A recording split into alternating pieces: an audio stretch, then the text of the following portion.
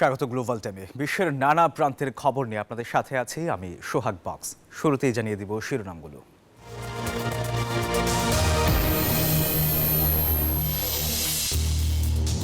ওয়াশিংটনে সামরিক হেলিকপ্টারের সাথে যাত্রীবাহী বিমানের সংঘর্ষ, অন্তত ৩০ মরদেহ উদ্ধার, ট্রাম্পের শোক। ৩০,০০০ অভিবাসীর জন্য গুয়ান্তানামো বে বন্দিশালা তৈরি রাখতে বললেন ট্রাম্প। ১০ দিনে গ্রেপ্তার ৩৫,০০০ অবৈধ অভিবাসী। এবং বিদ্রোহী নেতা আল শারা সিরিয়ার অন্তর্বর্তী সরকারের প্রেসিডেন্ট। দেশ পুনর্গঠনের প্রতিশ্রুতি, স্থগিত করা হলো সংবিধান। দর্শক দেখছিলেন শিরোনামগুলো, এবার বিস্তারিত। যুক্তরাষ্ট্রের ওয়াশিংটন ডিসিতে সামরিক হেলিকপ্টার ও যাত্রীবাহী বিমানের সংঘর্ষের ঘটনায় অন্তত ৩০ জনের মরদেহ উদ্ধার করা হয়েছে। বিমানটিতে আরোহী ছিলেন ৬৪ জন, আর হেলিকপ্টারে ছিলেন ৩ সেনা সদস্য। মাঝ আকাশে সংঘর্ষের পর উড়োযান দুটি পার্শ্ববর্তী নদীতে বিধ্বস্ত হয়। সেখানে তীব্র ঠান্ডার মধ্যেই চলছে উদ্ধার তৎপরতা। যুক্তরাষ্ট্রের স্থানীয় সময় বুধবার রাত 10টার মতো বাজে তখন রিগান ওয়াশিংটন ন্যাশনাল এয়ারপোর্টের রানওয়ের দিকে নামার চেষ্টা করছিল আমেরিকান এয়ারলাইন্সের একটি ফ্লাইট, যা ছেড়ে এসেছিল কানসাসের উইচিটা থেকে। রানওয়েতে নামার আগে ঘটে বিপত্তি। যাত্রীবাহী বিমানটির সঙ্গে মাঝ আকাশে সংঘর্ষ হয় একটি ব্ল্যাক হক হেলিকপ্টারের। বিমানবন্দরটির পাশেই পটোম্যাক নদী। সংঘর্ষের পর আগুন, আর তারপর দুটি উড়োযানেই আছড়ে পড়ে নদীতে। যাত্রীবাহী বিমানটিতে 4 ক্রু সহ মোট 64 আরোহী ছিলেন, আর সামরিক হেলিকপ্টারটিতে ছিলেন 3 মার্কিন সেনা। এলাকাটিতে এখন বরফ জমাট তাপমাত্রা। এমন বিরূপ আবহাওয়ায় নদীর হিমশীতল পানিতে বিধ্বস্ত দুটি উড়োযান, যেখানে কারোর বেঁচে থাকা খুবই কঠিন। পটোম্যাক নদীতে চলছে ব্যাপক উদ্ধার তৎপরতা। ওয়াশিংটনে যত ধরনের সংশ্লিষ্ট সংস্থা বা বাহিনী রয়েছে, বলা চলে সবাই ঝাঁপিয়ে পড়েছে উদ্ধার কাজে। তবে বিরূপ আবহাওয়ায় অনুসন্ধানকারীদের বেগ পেতে হচ্ছে বেশ। ঘটনার বিস্তারিত অবহিত করা হয়েছে প্রেসিডেন্ট ডোনাল্ড ট্রাম্পকে। তিনি সবকিছু গভীরভাবে পর্যবেক্ষণ করছেন। জরুরি ভিত্তিতে যারা উদ্ধার কাজে নেমেছেন তাদের ধন্যবাদ জানিয়েছেন, তবে বলেছেন এমন ঘটনা হয়তো এড়ানো যেত। অর্থাৎ কারো না কারো দায়িত্ব অবহেলা বা বিমান ব্যবস্থায় কোনো ত্রুটি থাকতে পারে বলে ইঙ্গিত দিয়েছেন তিনি। 2009 সালের ফেব্রুয়ারির পর যুক্তরাষ্ট্রে কোনো বড় ধরনের যাত্রীবাহী বিমান দুর্ঘটনা ঘটেনি, তবে সাম্প্রতিক বছরগুলোতে ছোটখাটো দুর্ঘটনা তৈরি করেছে উদ্বেগ। Desk report, news 24। ৩০,০০০ অভিবাসীকে কুখ্যাত গুয়ান্তানামো বেতে আটকে রাখার পরিকল্পনা জানান ডোনাল্ড ট্রাম্প। এরই মধ্যে তিনি নতুন স্থাপনা নির্মাণের নির্দেশ দিয়েছেন। আর এদিকে অব্যাহত রয়েছে অবৈধ অভিবাসীদের বিরুদ্ধে অভিযান।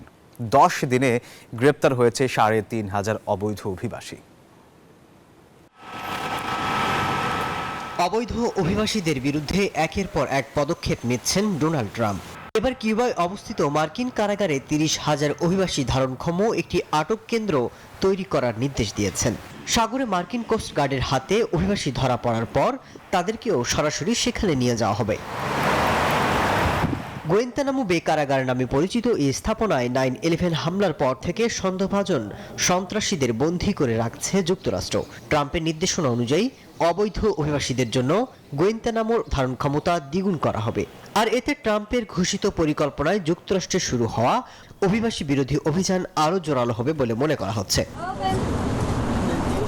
নির্বাচনী প্রতিশ্রুতি পূরণে বদ্ধপরিকর নতুন মার্কিন প্রেসিডেন্ট ডোনাল্ড ট্রাম্প।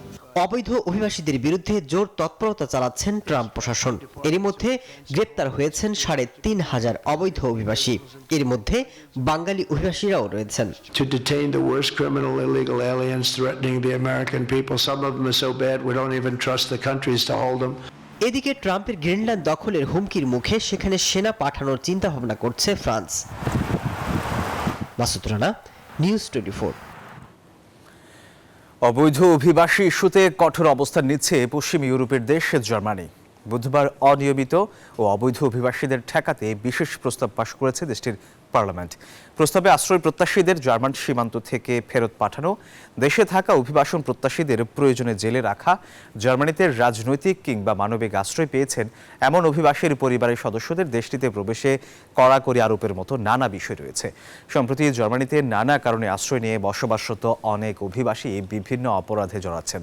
এই প্রস্তাব পাশ আগামী নির্বাচনে রাজনৈতিক দলগুলোর নির্বাচনী প্রচারণা হিসেবে কাজ করবে বলে মনে করছেন বিশ্লেষকরা।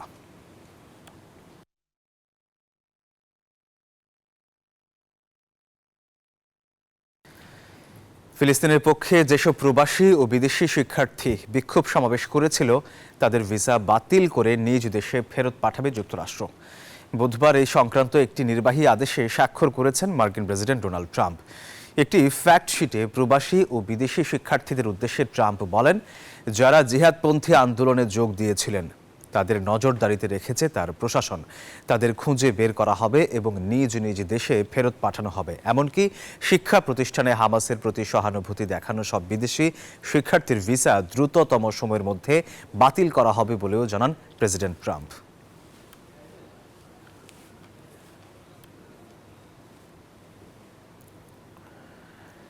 সিরিয়ার অন্তর্বর্তী প্রেসিডেন্ট নির্বাচিত হয়েছেন হায়াত তাহরির আল শামের নেতা আহমেদ আল শারা। জানানো হয়েছে, সিরিয়ায় সাধারণ নির্বাচন দিতে 4 বছর পর্যন্ত সময় লাগতে পারে। সেই সঙ্গে সিরিয়ার সংবিধান স্থগিতের ঘোষণা এসেছে বলেও জানিয়েছে রাষ্ট্রীয় সংবাদ সংস্থা সানা। অন্তর্বর্তী সরকার গঠনের মাধ্যমে সিরিয়ার রাজনৈতিক পন্থায় ক্ষমতা হস্তান্তরের প্রক্রিয়া শুরু হয়েছে। এরই মধ্যে এ সরকারের প্রেসিডেন্ট হিসেবে দেশটির বিদ্রোহী নেতা আহমেদ আল শারার নাম ঘোষণা করা হয়েছে। শারাকে অন্তর্বর্তীকালীন প্রেসিডেন্ট নিয়োগ দেওয়া হয়েছে। সিরিয়ার সংবিধান নিয়ে সিদ্ধান্ত না হওয়া পর্যন্ত তিনি একটি অস্থায়ী আইন পরিষদের দায়িত্বে থাকবেন। তবে কতদিন তিনি প্রেসিডেন্ট থাকবেন সে বিষয়ে স্পষ্ট করে কিছু বলাই হয়নি। এর আগে এক সাক্ষাৎকারে সিরিয়ার ক্ষমতাসীন নেতা আহমেদ আল শারা জানিয়েছিলেন, সিরিয়ার সাধারণ নির্বাচন দিতে 4 বছর পর্যন্ত সময় লাগতে পারে। নতুন নেতৃত্বের সামনে রয়েছে একটি বিশাল দায়িত্ব ও কঠিন চ্যালেঞ্জ।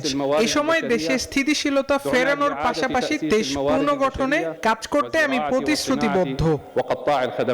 গেল 8 ডিসেম্বর শারার বিদ্রোহী গোষ্ঠী হায়াত তাহরির আল শামসের নেতৃত্বে একটি বিদ্রোহী জোট আসাদ সরকারকে ক্ষমতাচ্যুত করে। এতে তার পরিবারের 5 দশকের শাসনের অবসানও ঘটে। মাসুদ রানা, নিউজ 24।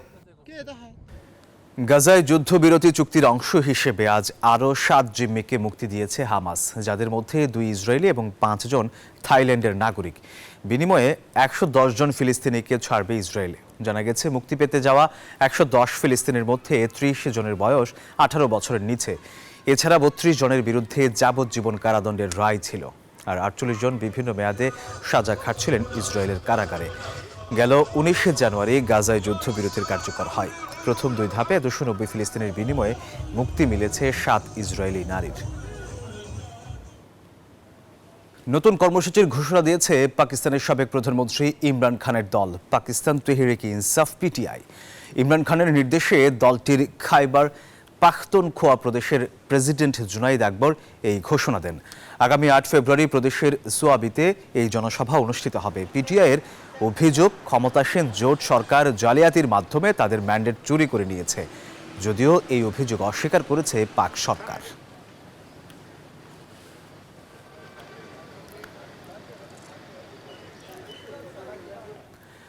মার্কিন প্রেসিডেন্ট ডোনাল্ড ট্রাম্পের সম্ভাব্য শুল্ক নীতির শঙ্কায় নিউ ইয়র্কে বিপুল স্বর্ণ মজুত করছেন ব্যবসায়ীরা। ফলে যুক্তরাজ্যের লন্ডনে স্বর্ণের সরবরাহ সংকট লক্ষ্য করা গেছে। নিউ ইয়র্ক পোস্ট জানায়, ব্যাংক অব ইংল্যান্ডের ভল্ট থেকে স্বর্ণ উত্তোলনের জন্য 4 থেকে 8 সপ্তাহ পর্যন্ত অপেক্ষা করতে হচ্ছে। বিশেষজ্ঞদের মতে, লন্ডন ও নিউ ইয়র্কের বাজার মূল্যে তফাতের কারণেও স্বর্ণের এই স্থানান্তর ত্বরান্বিত হয়েছে। এরই মধ্যে সম্ভাব্য আমদানি শুল্ক আরোপের আশঙ্কায় নিউ ইয়র্কের $82 বিলিয়ন সমমূল্যের স্বর্ণ সংরক্ষণ করেছেন ব্যবসায়ীরা।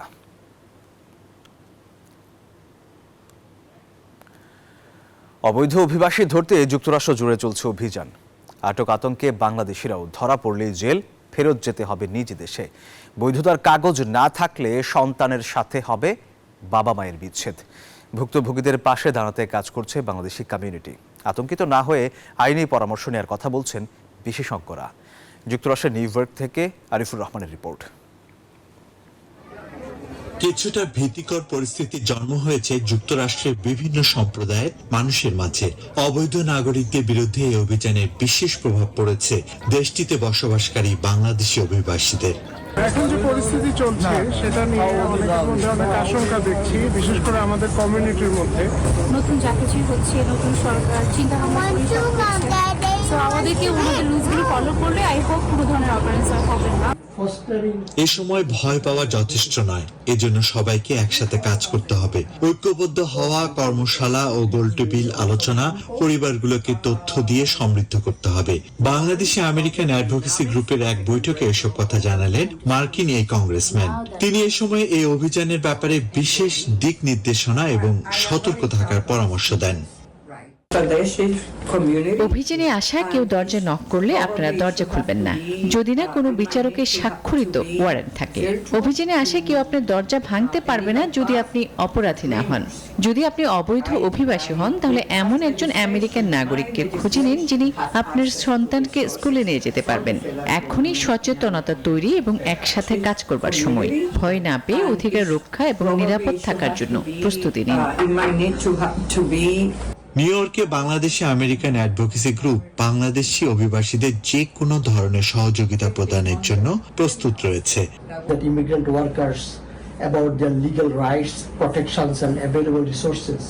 তবে যুক্তরাষ্ট্রের নির্বাচিত সরকারি এই অভিযানকে অনেক বাংলাদেশি স্বাগত জানিয়েছে।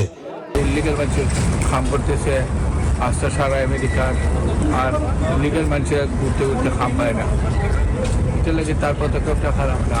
এই অভিযানে আসলে আমি বলতে চাই যে এটা যেন প্রপার ওয়েতে হয়, কেউ যেন সাফার না করে। একসাথে যুক্তরাষ্ট্রের সব অঙ্গরাজ্যের এ পর্যন্ত এই অভিযানে কয়েকশো মানুষের আটকের খবর পাওয়া গেছে, যাদের অধিকাংশকেই বিশেষ বিমানের নিজ নিজ দেশে ফেরত পাঠানো হয়েছে।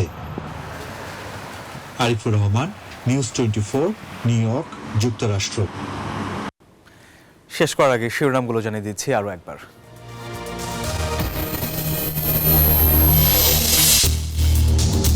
ওয়াশিংটনে সামরিক হেলিকপ্টারের সাথে যাত্রীবাহী বিমানের সংঘর্ষ, অন্তত ৩০ মরদেহ উদ্ধার, ট্রাম্পের শোক। ৩০,০০০ অভিবাসীর জন্য গুয়ান্তানামো বে বন্দিশালা তৈরি রাখতে বলেন ট্রাম্প। ১০ দিনে গ্রেপ্তার ৩৫,০০০ অবৈধ অভিবাসী। এবং বিদ্রোহী নেতা আল শারা সিরিয়ার অন্তর্বর্তী সরকারের প্রেসিডেন্ট। দেশ পুনর্গঠনের প্রতিশ্রুতি, স্থগিত করা হলো সংবিধান।